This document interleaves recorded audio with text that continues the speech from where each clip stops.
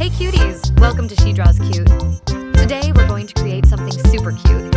So grab your pen or marker and let's get started.